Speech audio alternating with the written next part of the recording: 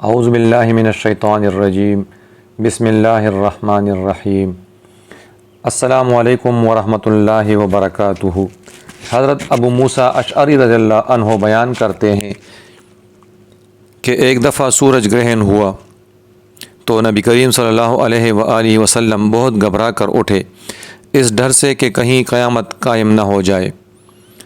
آپ صلی اللہ علیہ وآلہ وسلم نے مسجد میں آ کر لمبے رکوع، لمبے قیام اور لمبے سجدوں کے ساتھ نماز پڑھی۔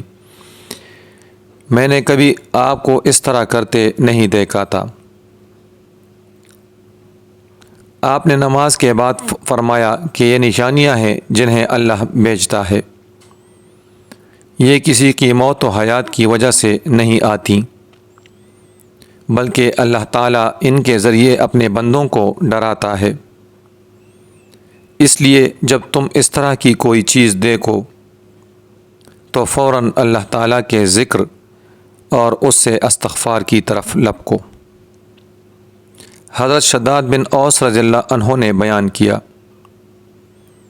اور ان سے رسول اللہ صلی اللہ علیہ وآلہ وسلم نے کہ سید الاستغفار یعنی مغفرت مانگنے والے کلمات کا سردار یہ ہے کہ یوں کہے، اے اللہ تو میرا رب ہے، تیرے سوا کوئی معبود نہیں، تو نے ہی مجھے پیدا کیا اور میں تیرا ہی بندہ ہوں، میں اپنی طاقت کے مطابق تجھ سے کیے ہوئے عہد اور وعدہ پر قائم ہوں،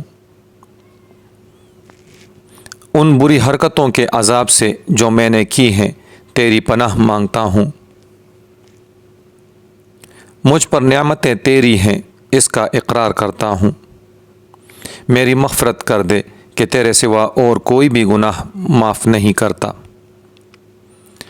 حضرت صلی اللہ علیہ وآلہ وسلم نے فرمایا کہ جس نے اس دعا کے الفاظ پر یقین رکھتے ہوئے دل سے ان کو کہہ لیا اور اسی دن اس کا انتقال ہو گیا شام ہونے سے پہلے تو وہ جنتی ہے، اور جس نے اس دعا کے الفاظ پر یقین رکھتے ہوئے رات میں اس کو پڑھ لیا اور پھر صبح ہونے سے پہلے اس کا انتقال ہو گیا تو وہ جنتی ہے۔